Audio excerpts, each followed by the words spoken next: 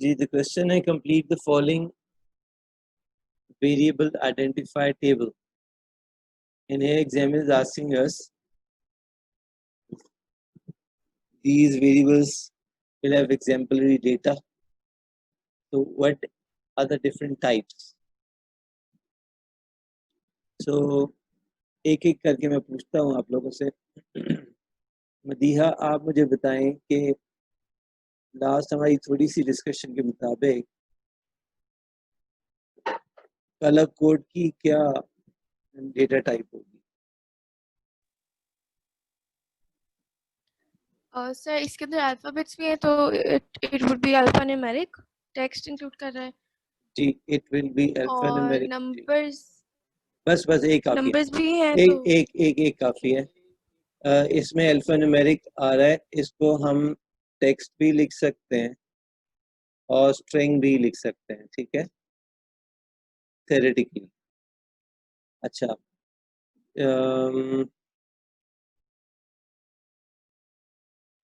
अदीला, आप मुझे बताएं ये जो दूसरी आ रही है वेरिएबल का नाम, इसकी क्या डेटा टाइप होनी चाहिए? डेट। वेरी गुड, इसकी डेट होनी चाहिए। इसकी डेट होनी चाहिए।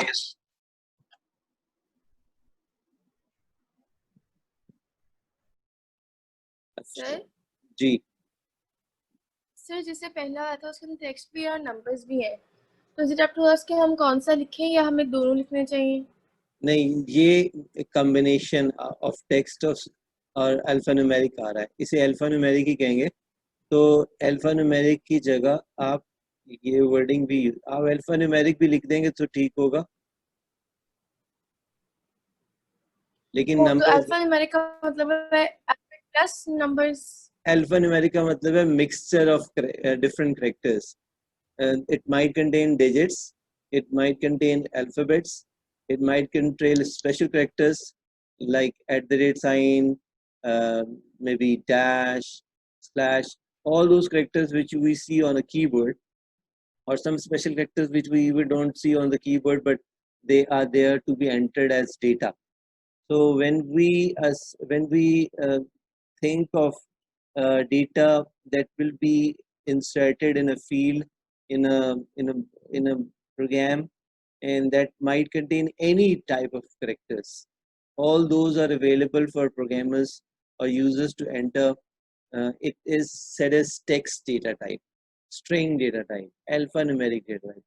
आप कोई भी तीनों में से वर्ड यूज कर सकते हैं, ठीक है जी जी। Sir, thank you. वेट,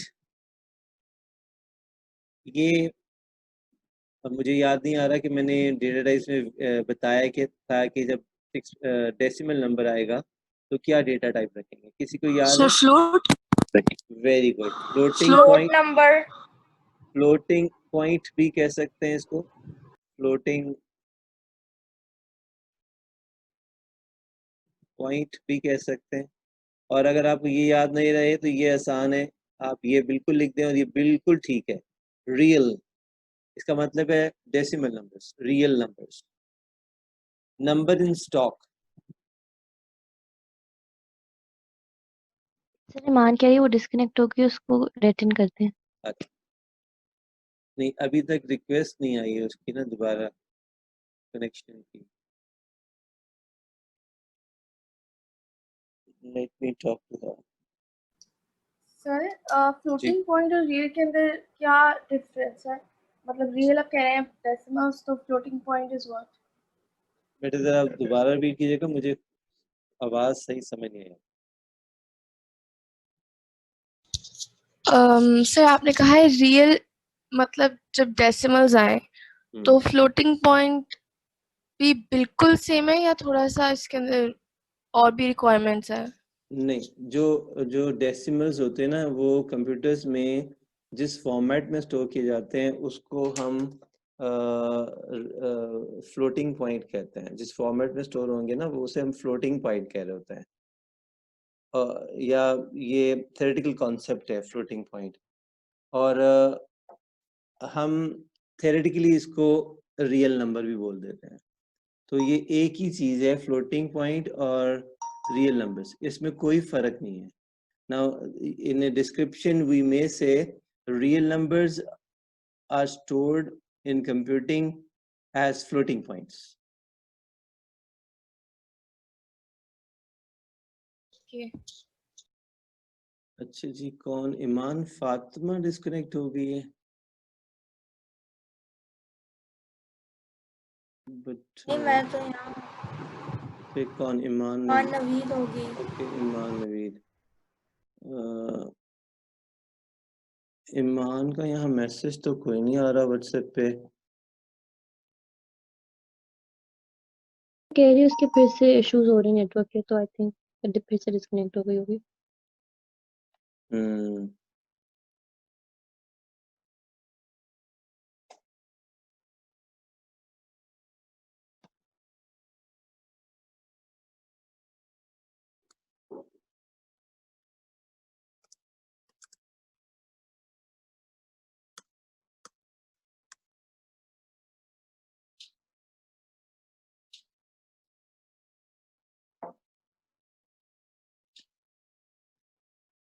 चलें हम रिकॉर्ड तो, नो शी इज हियर. ठीक है, switch on. Thank you. Okay ji.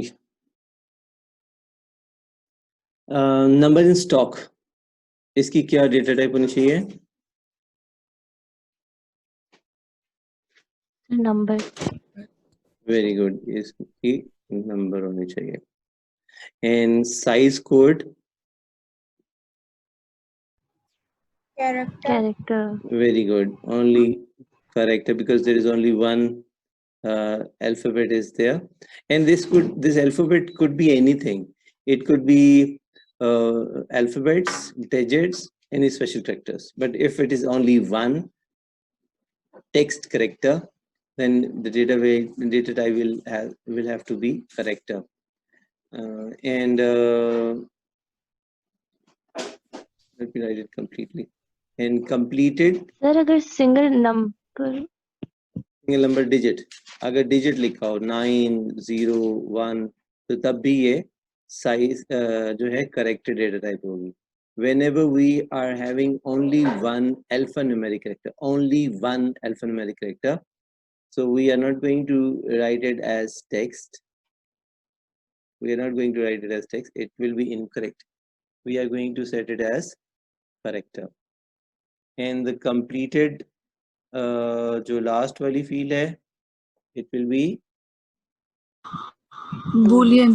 Boolean. ठीक है. मार्क्स स्कीम में शायद आपको यस नो भी मिले. मैं स्टूडेंट से प्रेफर करता हूँ कि वो बूलियन ही इसको लिख लें इंस्टेड ऑफ के.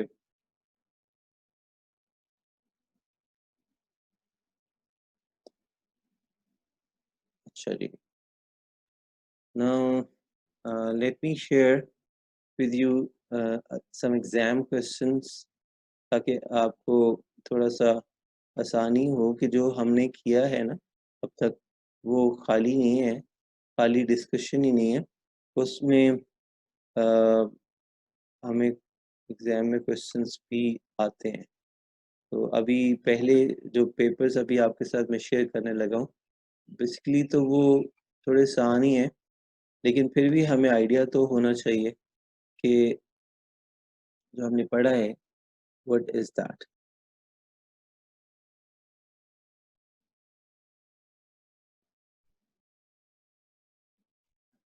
Now, here we have a past paper, the first ever paper of 9608, and I think you remember we are our new syllabus code is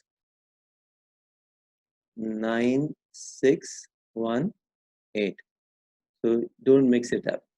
We are not working in studying 9608. We are no more studying 9608. 9608. It is a previous course. So the year you will appear for A2's finals, this course will be only available for us to pair. So the questions for P2, even P1 and P3 are similar to 9608 in 9618. So हमें बिल्कुल ये resource available है और हम इसको share कर सकते हैं. Now, here in this program, the examiner is asking us two things. One, to find out the variables that will be required in the program, and we have to find it out from the structured English code. और structured English code क्या question लिखा है? Marathon runner records their time for a race in hours, minutes, and seconds. An algorithm shown below in structured English. Is shown below in structured English. Input race time as hours, minutes, and seconds. So if you remember, I told you that whenever there is an input, the data needs to be stored in somewhere memory में. So from there you can identify some identifiers. So from the first statement, we are able to understand hours भी input होने, minutes भी input होने, और seconds भी input होने. इसका मतलब ये तीनों variables हैं. And then I said जहाँ कोई calculation हो रही है, उस calculation को store करना होता है. कभी नहीं भी store करते, तो जब नहीं store करना, directly हमें उसको output ही करना है, तो वैसे तो internally RAM में वो calculate होगा, और program उससे automatically output भी कर देगा. But if we do not need it for later on purposes, to access it later on in the somewhere, तो फिर हमें उसको स्टोर करने की जरूरत है. लेकिन अगर हमें वो लेट प्रोग्राम के एंड के ऊपर दोबारा चाहिए, ऊपर भी कुछ कैलकुलेशन की थी और वो चाहिए था दोबारा उसमें कोई प्रोसेसिंग करनी थी या कुछ, तो फिर हमें वो स्टोर करना चाहिए. तो इसलिए मैं स्टूडेंट से कहता हूँ जहाँ कोई कैलकुलेशन एक्सपेक्टेड हो तो उसके लिए वेरिएबल बना लें, ताकि वो हमारा पॉइंट मिस ना हो किसी तरीके से. So calculate race time in seconds. तो टोटल रेस टाइम सेकेंड्स का एक वेरिएबल हमें यहाँ पर नजर आ रहा है, तो वो हमें ज़रूरत होगी. Let me just give it different colours, ताकि अगर इसमें कलर्स हों तो ये है. Okay, so from input we can understand we need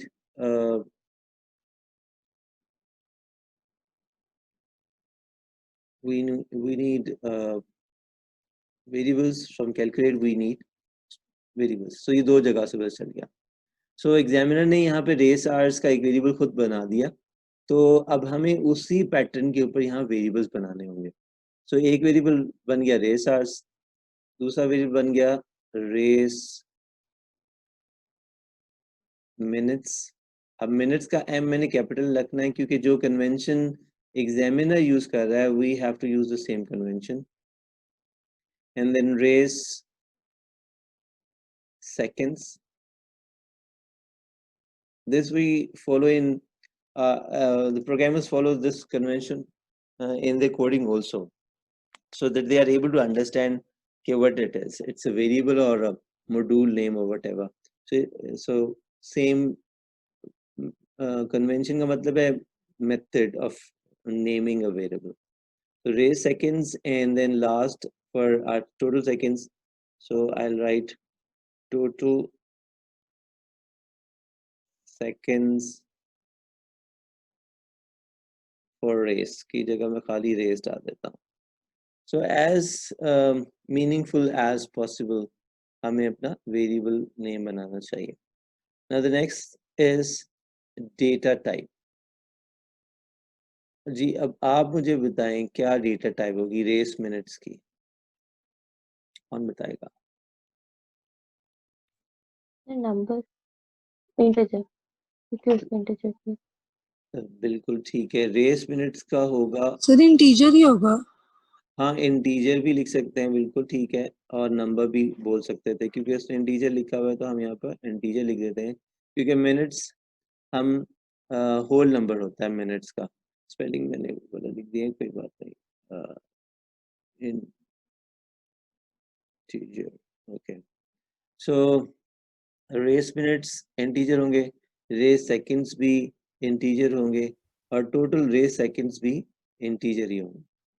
सो हमारी तीनों इंटीजर से सॉरी इंटीजर का मतलब सिंगल इंटीजर का मतलब सिंगल इंटीजर तो नहीं है? नहीं, इंटीजर का मतलब होता है positive and negative whole numbers. ठीक। जहाँ कहीं पर भी हमारे पास होल नंबर्स आए, डेसिमल्स ना आए, तो हम मिनट्स भी सर ऐसे हम लिखते। लोग नंबर भी लिख सकते हैं, जी नंबर या इंटीजर जी दोनों जी, लिख सकते हम हैं। नंबर भी लिख सकते हैं, क्योंकि एग्जामिनर ऊपर वर्ड इंटीजर यूज कर लिया था, तो इसलिए हम वर्ड इंटीजर ही यूज करेंगे। अगर उसने ना दिया होता तो हम नंबर भी लिख सकते थे सारा।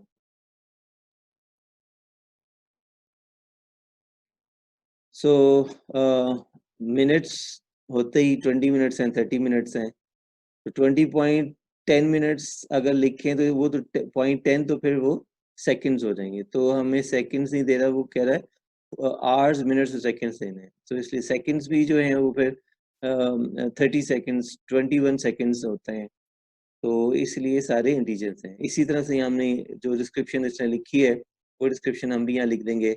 The minutes part of the race time, the seconds part of the race time, and total race time in seconds. Last वाले का लिखना चाहिए total race time in seconds. तो पूरी डिस्क्रिप्शन देनी है पॉसिबल जैसे हो सके। सो ये हमारे पास एक क्वेश्चन था।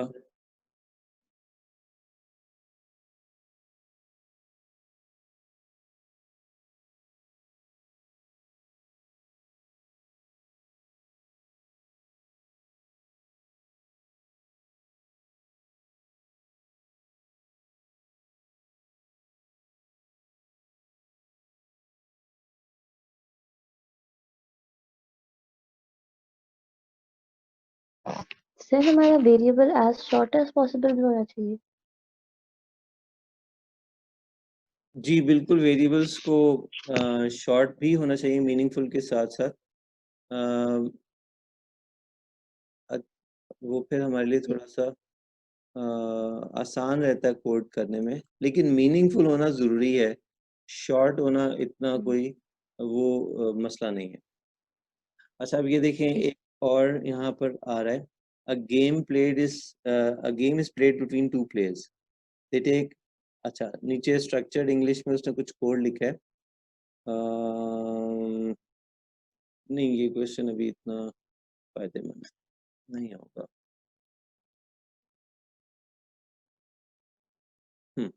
यहाँ देख लेते हैं, शायद हमें कुछ वेरिएबल ऐसे मिले जो हमारे कोई बेनिफिट हो जाए।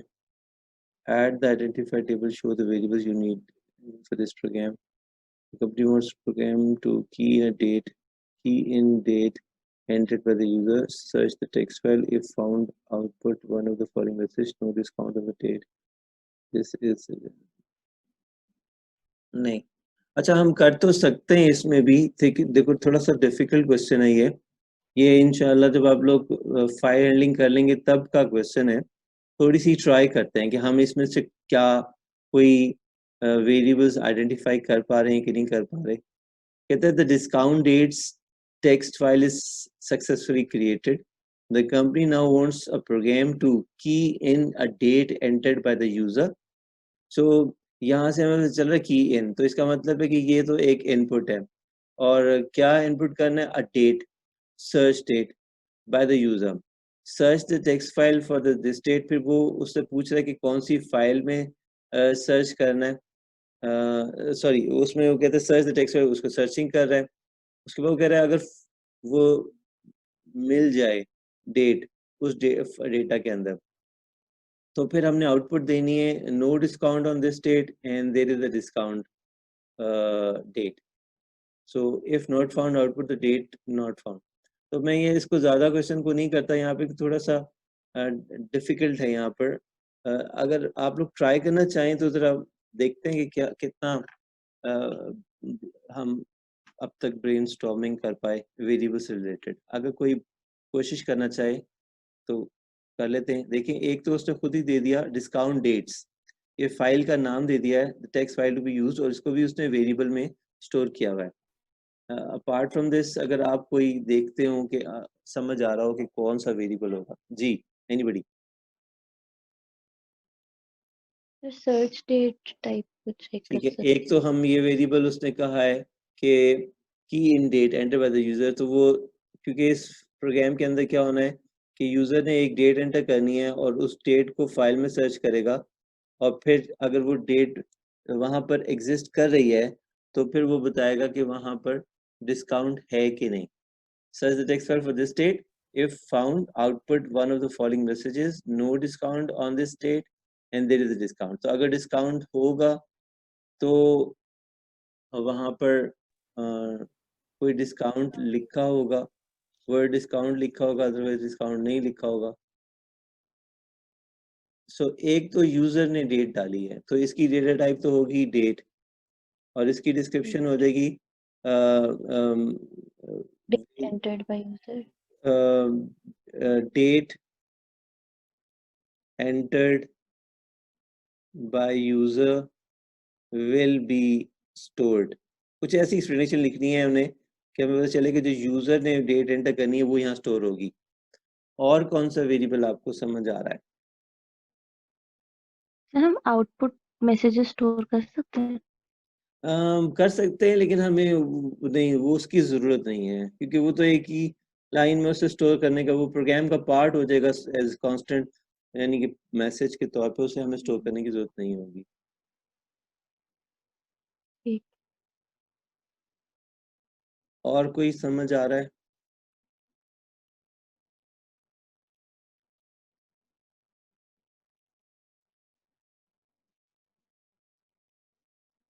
चलिए मैं एक हिंट देता हूँ। फाइल डेट फॉर एग्जांपल, देखिए ना, जब एक सर्च डेट हम एक यूजर डाल रहा है, वो डेट जो है फाइल में सर्च होगी। तो फाइल में कैसे सर्च होगी? फाइल से डेटा उठेगा बारी बारी, लाइन बाय लाइन, और उसमें से डेट उठेगी और वो डेट स्टोर होगी, और फिर कंपैरिजन होगा कि क्या जो डेट यूजर ने डाली है वो डेट, जैसे मिसाल के तौर पर मैं आपके साथ यहाँ पर एक चीज़ शेयर करता हूँ। अगर हो सकी तो, हाँ नहीं है, ठीक है। मैं आपके साथ शेयर कर रहा हूँ, ये आपकी अटेंडेंस लिस्ट जी नज़र आ रही है अटेंडेंस लिस्ट? जी सर। अच्छा, अब आपसे मैं कहूँ कि ओके मुझे अलीमा फैसल ढूंढ के बताएं यहाँ है कि नहीं, तो आप क्या करेंगे? आप रेंडमली देखेंगे क्योंकि आप ह्यूमन। बट अगर कोई लॉन्ग लिस्ट होगी तो फिर आप लाइन नंबर 15 से स्टार्ट करेंगे और फिर एक एक, दिस इज अमल नवीद, नहीं हमें तो अलीमा फैसल चाहिए, so this is not. So you will pick up one by one each name and you will compare with the name that has been given, Alima Faisal. So at line 31 when we read this data, we are able to compare it with so we, because at this place we have found the name, so हम फिर आगे message बताएंगे। तो लेकिन हम क्या कर रहे हैं कि एक एक नाम को पहले हम पिक कर रहे हैं फाइल में से, और फिर उसको कंपेयर कर रहे हैं जो नाम हमें यूजर ने दिया था, लाइक दिस। ठीक है, सो यूजर एंटरिंग तो हमने यहाँ पे सही कर ली कि यूजर ने हमसे कहा कि जी डेट एंटर कर रहे हैं, तो हमने एक वेरिएबल डेट का यहाँ पर बना लिया, सर्च डेट का, तो वो तो ठीक है, सर्च डेट। फिर इसकी डेटा टाइप डेट हो जाएगी और हमने एक्सप्रेशन दे दी। फिर हमारे पास एक वेरिएबल आ जाएगा जी फाइल डेट, कि जो हम फाइल में से डेट उठा रहे हैं वो क्या हमारी इस डेट से मैच हो रही है कि नहीं, to pick up the date from the file. Now there is another one very important variable जो इस वक्त आपको नजर आना चाहिए। ठीक है, दो तीन वेरिएबल्स और भी हैं, लेकिन इस वक्त आपको कम से कम एक तो बिल्कुल सही नजर आ जाना चाहिए जो बड़ा प्रोमिनेंट है।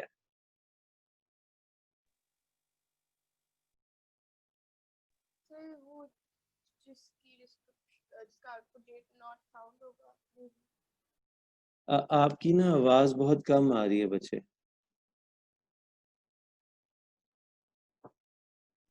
सर उस वो आइडेंटिफायर जिसका आउटपुट डेट नॉट फाउंड होगा, तो अब वो क्या हो सकता है?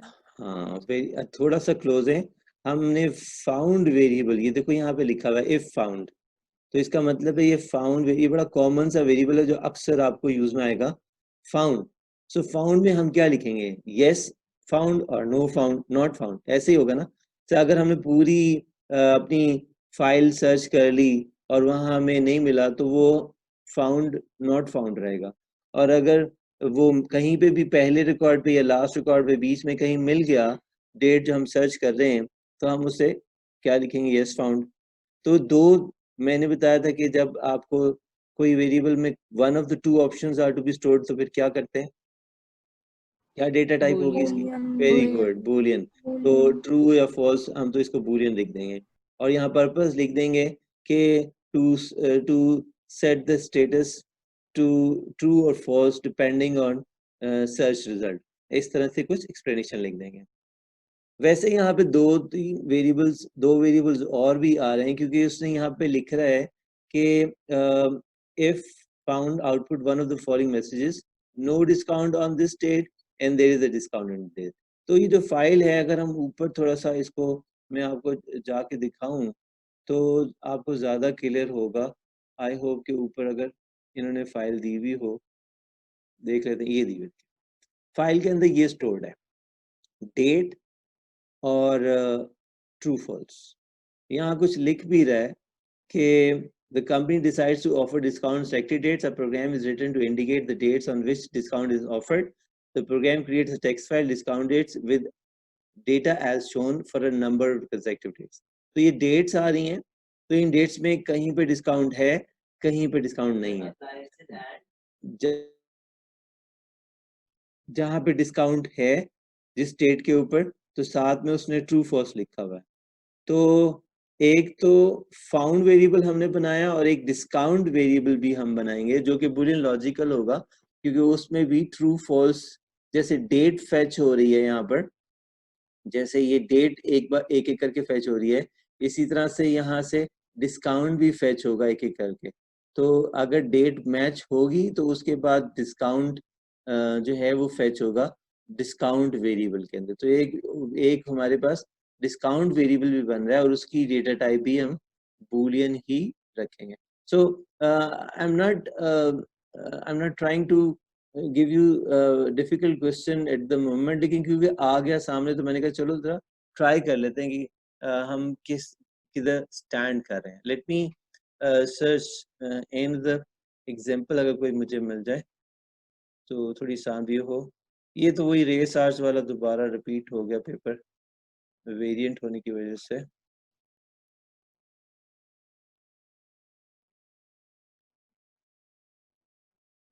ओके यहाँ देखें, अब इस क्वेश्चन में वो क्या कह रहा है एग्जामिनर, उसने खुद ही से वेरिएबल्स की डिस्क्रिप्शन हमें यहाँ पर पूरा आइडेंटिफाई टेबल दे दिया हुआ है, आगे वो हमसे कुछ कोई काम करवा रहा होगा। So you see the identify table question is a must in exam.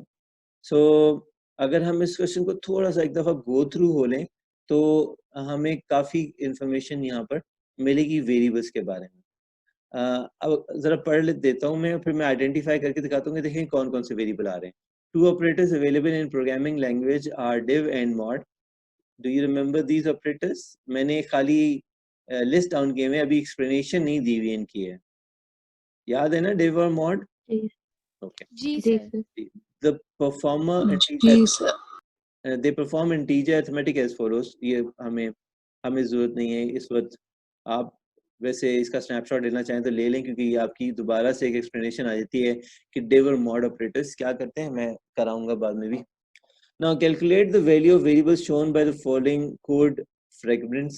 आगे हमसे यहाँ पर नंबर ऑफ लेफ्ट ओवर का वैल्यू पूछ रहा है after the execution of this statement. अभी हम असाइनमेंट स्टेटमेंट पे इस तरह से हम गए नहीं है, हमने लास्ट क्लास में असाइनमेंट स्टेटमेंट भी देखी थी, तो यहाँ पर ये एग्जांपल भी आ रही है, तो रिवीजन भी हो जाएगी हमारी असाइनमेंट स्टेटमेंट की। लेफ्ट साइड के ऊपर जब भी असाइनमेंट सिंबल आता है, ये आपको पता है कि जो एरो साइन यहाँ नजर आ रहा है, okay ji.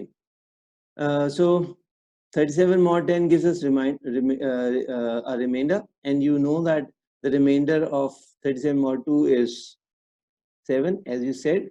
So 7 will be stored in the linked location of number left variable, or simply आप अगर ऐसे कहेंगे कि it will be stored in number left over, so ये ठीक है.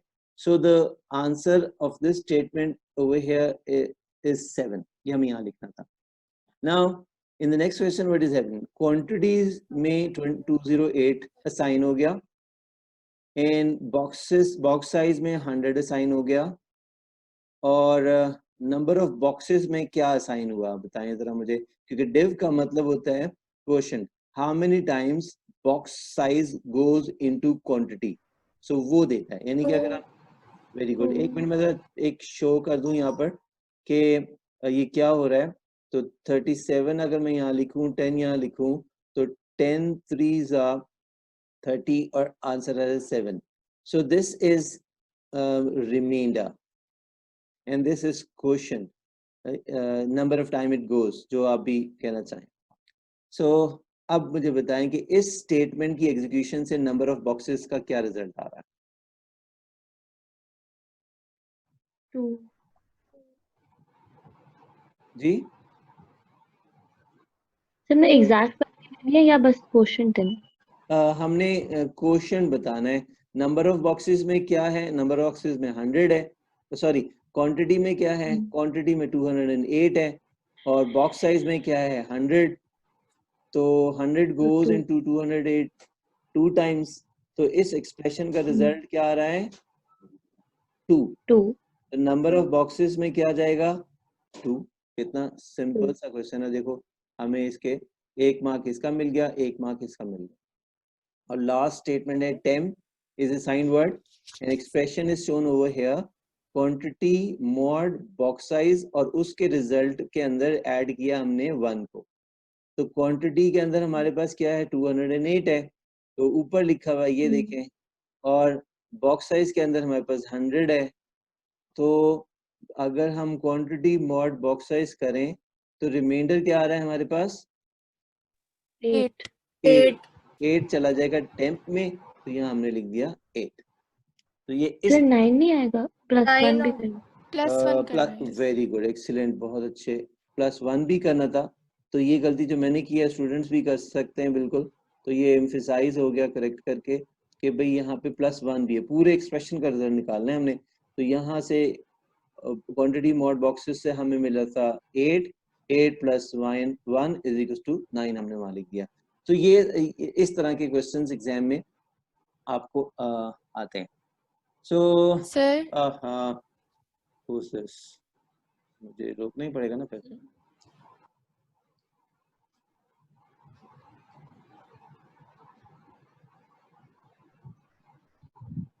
जी जी बोलें, कोई क्या क्या सर क्वेश्चन कर रहे हैं. जी सर, नंबर ऑफ बॉक्सेस के लिए हमने क्या था quantity divided by box size, तो हमने 2 क्यों लिखा, हम 2.08 क्यों नहीं लिख सकते? देखें नंबर, ये वाली स्टेटमेंट का पूछ रहे हैं आप. जी सर. ओके देखिए क्वांटिटी में क्या है 208, तो 208 मैंने लिखा इनसाइड और 100 मैंने लिखा आउटसाइड.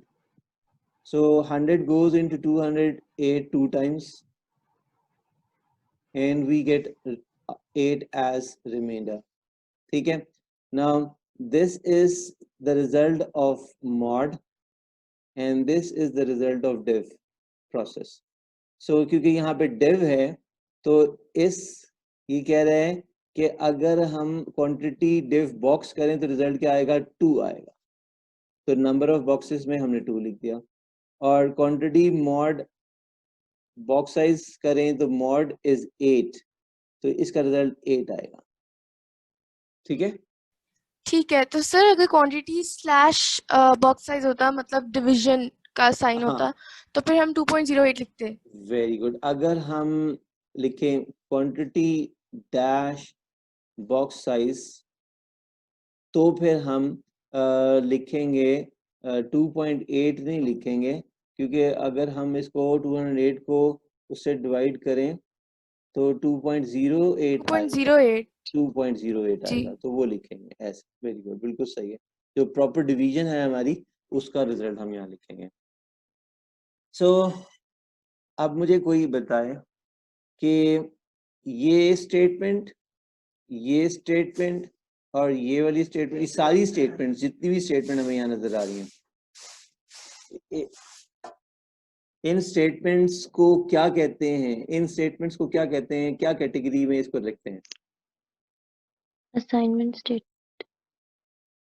वेरी गुड, इसको हम कहते हैं assignment statements. Very good. Exam में इस तरह के ही क्वेश्चन आएंगे आपको।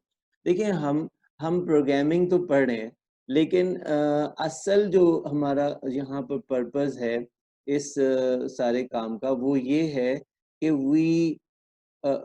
ये सिलेबस का टारगेट जो है वो क्या है? बेसिक प्रोग्रामिंग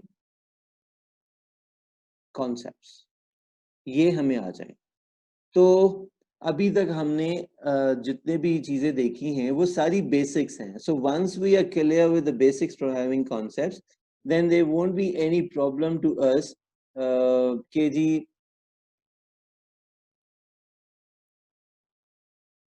एक मिनट जरा, मैं थोड़ा मसला आ गया।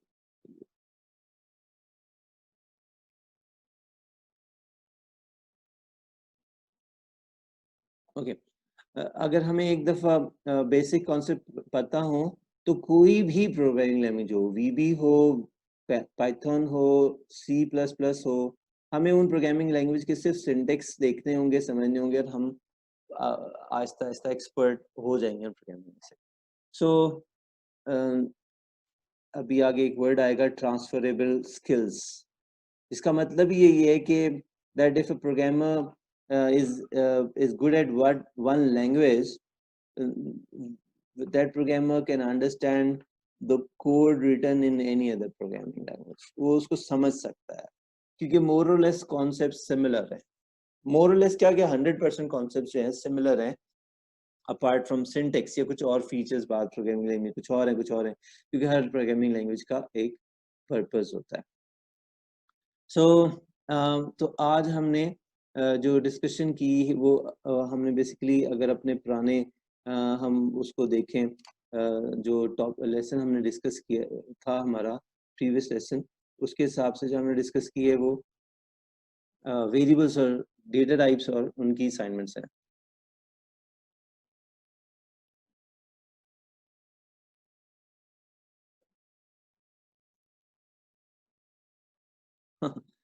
सुमैया, यस,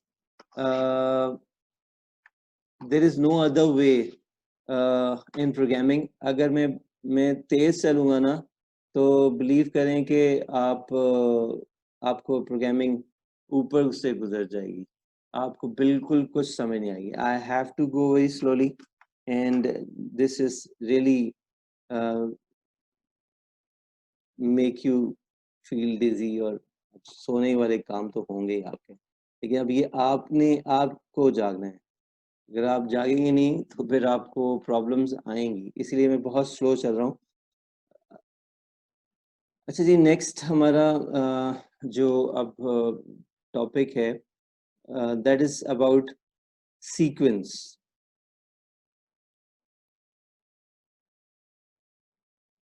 अब तक हमने वेरिएबल्स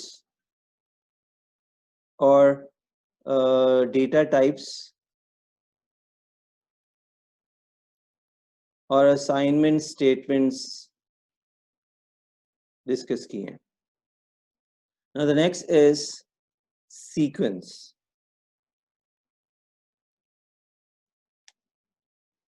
Instructions are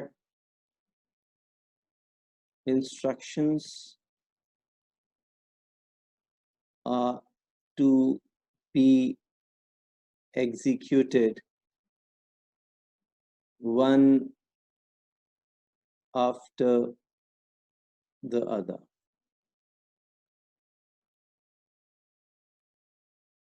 ना इसमें सबसे पहले आज जो हम करने लगे हैं वो सिर्फ और सिर्फ एक काम करने लगे हैं, और वो है input statements some data into our programming languages, and output statement.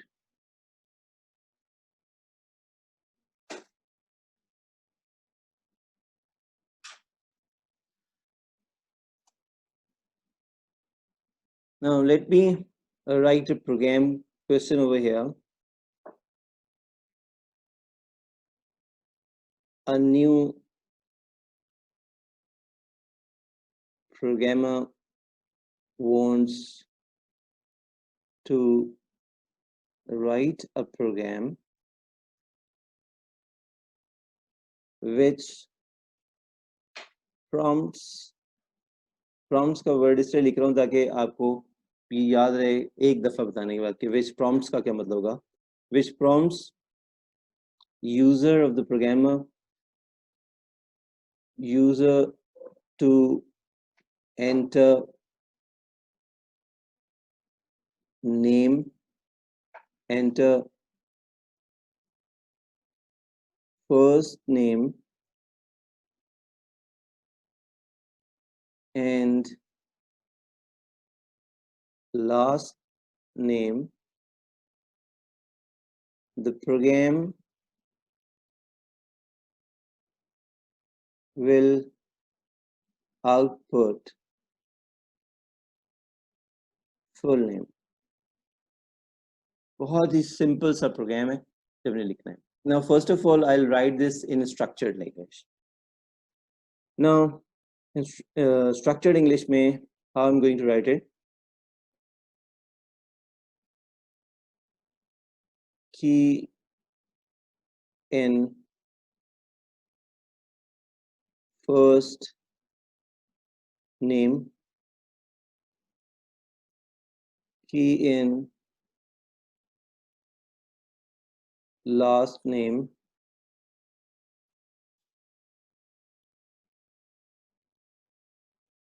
concatenate, or in other words, join the name to make it full name. And the last is output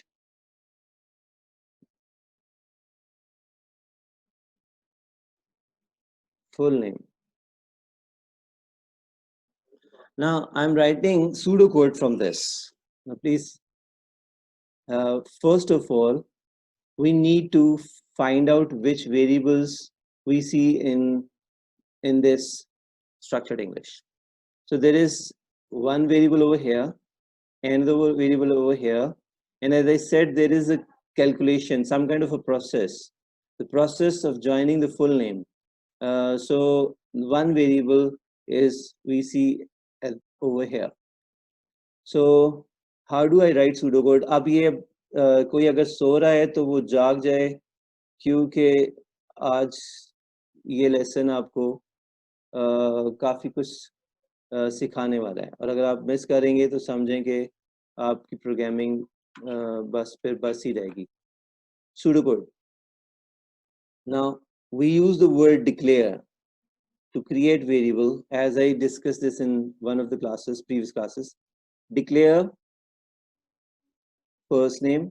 I'm making it short. You can also do it as string or text. लिख देता हूँ यहाँ पे फिलहाल text. Declare last name as string. ये भी चलेगा. Alphanumeric भी चलेगा. स्ट्रिंग सूडोकोड में भी होता है. हाँ लिख सकते हैं. Declare full name as alpha numeric. वैसे अल्फा न्यूमेरिक यहाँ पे नहीं लिखना चाहिए क्योंकि नेम के अंदर नंबर्स नहीं होते, तो थोड़ा सा और लगता है, तो इसलिए हम इसको टेक्स्ट ही लिख लेते हैं. हालांकि जब भी हम टेक्स्ट ही लेंगे उसमें डिजिट्स आ ही सकते हैं. हमें उसकी रिस्ट्रिक्शन के लिए कोई और वे वैलिडेशन सेट करनी होती है.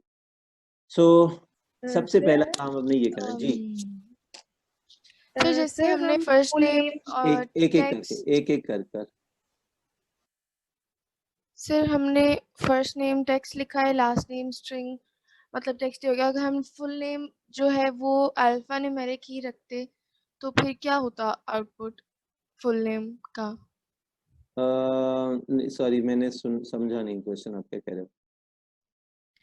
मतलब अगर हम फुल नेम की डेटा टाइप अल्फा न्यूमेरिक ही रखते एक ही तो बात है, ये तो डिफरेंस क्या असल होता? असल में कोई डिफरेंस नहीं है। बिल्कुल हमने अपनी आम लैंग्वेज के अंदर ही कुछ बोलना है ना। जब हम अल्फा न्यूमेरिक रखेंगे ना, तो इसका मतलब यही होगा कि ये स्ट्रिंग है, इसका मतलब यही है कि ये टेक्स्ट है। दीज आर सिनोनिम्स, ये सब्स्टिट्यूट वर्ड्स हैं एक दूसरे के। और ये हमारी आम लैंग्वेज के अंदर बात हो रही है, अभी तो वीबी कोड के अंदर बात नहीं हो रही है। वीबी कोड में जो डेटा टाइप होगी वो वही होगी जो वीबी अलाउ करेगी, बिल्ट इन डेटा टाइप। ये तो हमारे थेरेटिकल हैं, ये वर्ड थेरेटिकल वर्ड्स हैं। हम कोई भी वर्ड यूज कर सकते हैं, इसका मतलब यही होगा कि यहाँ पर अल्फाबेट्स आ सकते हैं, कोई भी करेक्टर्स आ सकते हैं जब भी हम टेक्स्ट स्ट्रिंग या अल्फान्यूमेरिक लिखेंगे। कोई फर्क नहीं है, एक ही बात है। This has nothing to do with any technicality, these are same. हाँ, जब मैं वीबी को अंडर कोड करूंगा तो सिर्फ वर्ड स्ट्रिंग ही लिख सकूंगा, क्योंकि वहां पे अवेलेबल ही स्ट्रिंग है अल्फान्यूमेरिक के लिए या टेक्स्ट के लिए। ये तो हम अपने बुक के वर्ड्स हैं ना जो हम यहाँ यूज कर रहे हैं, तो हर बुक में कॉन्सेप्ट वाइज थ्योरेटिकल कॉन्सेप्ट के हिसाब से जो आपके पास डेटा टाइप्स हैं वो इस तरह से लिखी होती हैं। तो वो हर बुक में हो सकता, किसी में हो सकता है स्ट्रिंग लिखा हो, किसी में टेक्स्ट लिखा हो, किसी में अल्फा न्यूमेरिक लिखा हो। किसके लिए? जहां पर हमने टेक्स्ट डेटा स्टोर करना। सो ये 3 स्टेटमेंट्स आपके लिए मस्ट हैं एग्जाम में वेरिएबल डिक्लेरेशन की।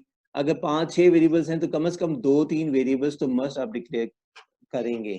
अगर आप ये नहीं करेंगे तो आपके मार्क कट जाएंगे। सर हम फुल नेम को लाइक अगर हम वेरिएबल ना रखें और बस प्रिंट एफ नेम और कॉमा एल नेम करें तो उसका बिल्कुल भी कर सकते हैं हम? बिल्कुल ऐसा भी कर सकते हैं। और इंशाल्लाह परसों वाली क्लास में मैं 2-3 वेज में दिखाऊंगा कि आउटपुट कैसे कर सकते हैं। आज भी मैं कोशिश करता हूँ कि 4 मिनट है हम कर सकें, कोड ही कर सकें अगर टाइम मिलता है तो।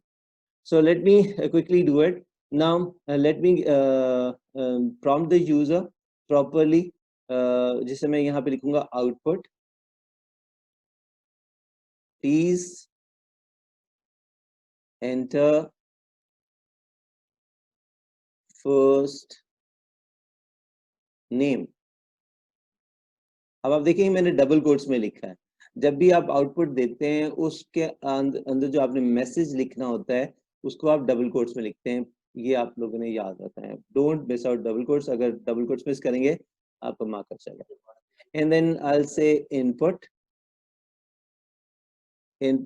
f name. So पहली इंस्ट्रक्शन ये क्या लिख रहे हैं हम? ये हम सूडो कोड लिख रहे हैं। सूडो कोड क्या है? हमारे प्रॉब्लम का, यानी कि प्रोग्राम जो हमने ऊपर लिखी थी उसका सोल्यूशन। ये सोल्यूशन हम किस में लिख रहे हैं? Pseudo code, kind of mixture of our English and some mathematical statements. So next prompt, ये prompt आ गया हमारा। This is a prompt. Prompt means an instruction to the user that will be shown on the screen. And then एक minute जरा जी थोड़ा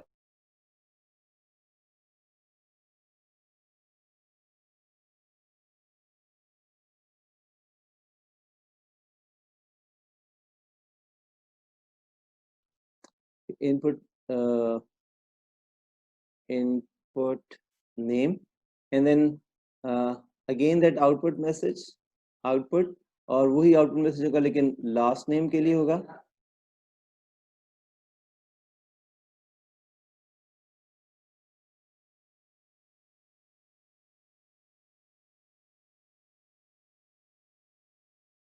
And then input last name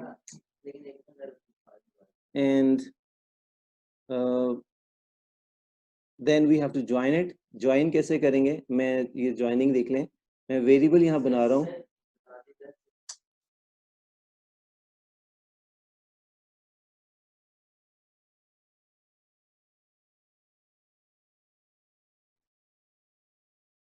full name is equals to sir ये input वाला हम inverted commas में नहीं लिखेंगे? नहीं, इनपुट वाला नहीं, ये तो वेरिएबल है ना, जो ऊपर हमने वेरिएबल डिक्लेयर किया है, उस वेरिएबल के हम यहाँ इंस्ट्रक्शन दे रहे हैं कि ऊपर हम मैसेज डिस्प्ले कर रहे हैं एक यूजर फ्रेंडली, कि भाई यूजर को पता चल जाए कि अब क्या करना है नेक्स्ट लाइन में, तो वो नेक्स्ट लाइन में फिर अपना नाम एंटर करेगा, फर्स्ट नेम, और फिर लास्ट नेम एंटर करेगा, इसी तरह से। सो फुल नेम, ठीक तो है। सर जो जी सर जो आउटपुट के बाद इनपुट वाला कमांड हम लिखते हैं, इसका मतलब होता है कि ऑटोमेटिकली ऊपर वाला ही इसका इनपुट है। ऊपर मैसेज है यूजर के लिए एक, जैसे कि हम अगर आप एटीएम पे जाएं या कुछ किसी जगह जाएं, जैसे आप कार्ड डालते हैं तो एक मैसेज आता है, ऊपर मैसेज लिखा होता है इनपुट योर पिन कोड, या अगर हम लॉगिन फॉर्म्स भी देखें तो ऊपर लिखा होता है एंटर लॉगिन नेम, तो फिर आप बॉक्स आ रहा होता है नीचे, आप नाम एंटर करते हैं, फिर जब उसे एंटर करते हैं तो फिर वो पासवर्ड पूछता है, तो पासवर्ड का मैसेज आता है और नीचे पासवर्ड का बॉक्स आता है। तो इस ये क्योंकि हम कंसोल मोड में कर रहे हैं तो ये बॉक्सेस नहीं होंगे वहाँ पे, लेकिन किसी और तरह से कर्सर आ रहा होगा और हम वहाँ एंट्री करेंगे। अभी मैं कोशिश करता हूँ कि दिखा दूँ। सो नेक्स्ट इज तो सर प्रोग्राम को पता चल जाएगा। जी, प्रोग्राम को पता चल जाएगा। अभी तो बहरहाल ये हमारी आम लैंग्वेज में हम लिख रहे हैं, किसके लिए? प्रोग्रामर के लिए। ये सोल्यूशन बन गया है कि हम प्रोग्रामर को दे देंगे, प्रोग्रामर इसको वीबी में कोड करेगा। तो अभी मैं दिखाता हूँ कैसे कोड करते हैं। So full name is equals to F name. अब आपको पता है कि नाम के बीच में स्पेस भी होती है, तो यहाँ मैं एक प्लस साइन डाल रहा हूँ, that is showing, that is for the word concatenation. ऊपर जो हमने यहाँ सूडो कोड में अपनी ये लिखा था, ये स्ट्रक्चर्ड इंग्लिश में, concatenation to join two texts और टू एनी ऑब्जेक्ट्स, चाहे वो टेक्स्ट हो या डेटा टाइप हो, ये जो भी डिफरेंट डेटा टाइप्स होंगी। फर्स्ट नेम प्लस स्पेस के लिए मैं डबल कोट्स में एक ऐसे करके स्पेस दे रहा हूँ, और प्लस लास्ट नेम। अब ये ज्वाइन हो जाएगा इससे। अभी वीबी में कैसे ज्वाइन करेंगे वो हम देखेंगे अभी बाद में। And over here I will से output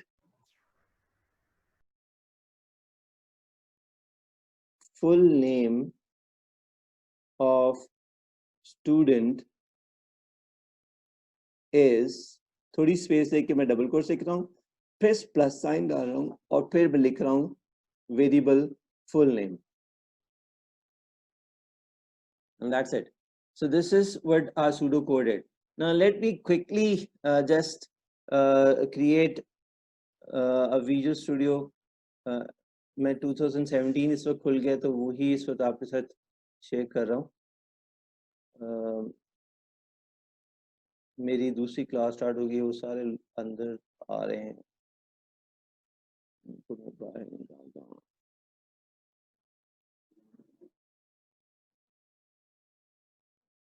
I'm creating a blank application.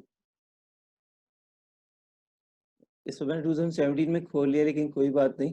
सो ना वो जो सूडो कोड में मैंने सारा लिखा था, वो मैं देखिए क्या कर रहा हूँ। dem f name as string, dem l name as string, and dem full name as string, क्योंकि VB में हमारे पास सिर्फ string ही डेटा टाइप अवेलेबल है टेक्स्ट अल्फाबेट्स के लिए। और now I am going to give an output. Output के लिए वर्ड यूज करते हैं console डॉट राइट लाइन, और यहाँ बीच में मैं एक मैसेज दे रहा हूँ, please enter your first name, and I am just copying it, और मैं इसे पेस्ट करूंगा अभी बाद में। और यहाँ पे मैं लिखूंगा f name equals to console dot read line. So this is our input statement. ये हमारी इनपुट स्टेटमेंट है। सूडो कोड में मैंने ऐसे लिखा था, मैं कमेंट दे रहा हूँ कैसे पोस्ट ऑफिस डाल के, इनपुट f name मैंने ऐसे लिखा था, लेकिन यहाँ पर कंसोल डॉट रीड लाइन क्या है, यूजर से डेटा लेगी और असाइन करेगी f name को। So I'm copying this statement and I'm going to paste for last name, और इसी तरह से I'm copying this statement to be prompt of my last name. So user से हमने 2 प्रॉम्प्ट दिए मैसेजेस के अब जो प्रॉम्प्ट अपना नाम एंटर करें, फुल नेम और लास्ट नेम, और लास्ट हम उन्हें ज्वाइन कर देते हैं। ज्वाइन कैसे करेंगे? Full name equals to F name, और ये कॉन्केटिनेशन के लिए जो सिंबल मैं यूज कर रहा हूँ वो ये एंड साइन यूज कर रहा हूँ प्लस की जगह, और स्पेस और and sign and then last name, and then I'm going to give the full output जो मैंने वहाँ पे सूडो कोड में लिखी थी। full name of student is space concatenation and the variable name full name. Now when I will run this program, it will ask me the name of this user, the name, first name and last name, and फिर इसको concatenate करके पूरा message देगा। लेकिन मैं चाहता हूँ कि मेरा जब ये आउटपुट हो जाए तो वो उसे रोके भी थोड़ी देर के लिए, जब तक कि वो आउटपुट नजर ना आ जाए। Now for that I'll say console dot read key। अभी नींद उड़ेगी। So I'm running this code। तो जैसे मैं इसको कोड को रन करता हूँ, सो अभी वो आपको आउटपुट नज़र नहीं आ रही है। मैं अभी शेयर करने लगा उसको। जी ये देखें अब क्या लिखा आ रहा है, please enter your first name, और देखें कहाँ पर कर्सर ब्लिंक कर रहा है, यहाँ पर कर्सर ब्लिंक कर रहा है, ये देखें। तो यहाँ पे मैं डालता हूँ आसिम और मैं एंटर प्रेस करता हूँ तो कहता है please enter your last name. तो यहाँ पे मैं महबूब एंटर करता हूँ, उसके बाद मैं एंटर करता हूँ तो उसने मुझे आउटपुट दिया full name of student is Asim महबूब, और वो फिर आगे अभी कर्सर ब्लिंक कर रहा है। वो क्यों कर रहा है? क्योंकि मेरी जो last line of the code था वो कंसोल और रीड की था, यानी कि जब तक कि कोई यूजर की प्रेस ना करे ये कंसोल आती रहे। तो जैसे ही मैं इस की को कोई भी की प्रेस करूंगा ये प्रोग्राम टर्मिनेट हो जाएगा। सो ये मैंने कोड लिखा है, अगर आप इसका स्क्रीनशॉट लेना चाहते हैं तो ले लें। हमारी क्लास थोड़ी सी लंबी होगी, 6 मिनट, अब बाकी हम नेक्स्ट क्लास को यहीं से कंटिन्यू करेंगे, ठीक है? और मैं वीडियो आपके साथ शेयर कर दूंगा। ओके गर्ल्स, अल्लाह हाफिज। जी पूछ रहे तो वो रीड लाइन के आगे जो एम्प्टी ब्रैकेट है वो खाली रहेगा या फिर हमने उसके अंदर कुछ लिखना है? रीड लाइन के में जो ब्रैकेट है और रीड की में जो ब्रैकेट्स हैं वो एम्प्टी रहेंगे, उनमें कुछ नहीं डालना हमने। तो आप लोगों ने स्क्रीनशॉट लिया है इसका मैसेज का, ताकि आप अभी अगर वीबी कोड आपके पास अगर ऑप्शन हो प्रोग्रामिंग लैंग्वेज का वीबी इंस्टॉल किए तो आप इस कोड को रन करके देख सकते हैं। तो आप स्क्रीनशॉट ले लें। वैसे मैं वीडियो शेयर करूंगा लेकिन वो रात तक ही शेयर होगी, ठीक है? ओके, अल्लाह हाफिज। अल्लाह हाफिज।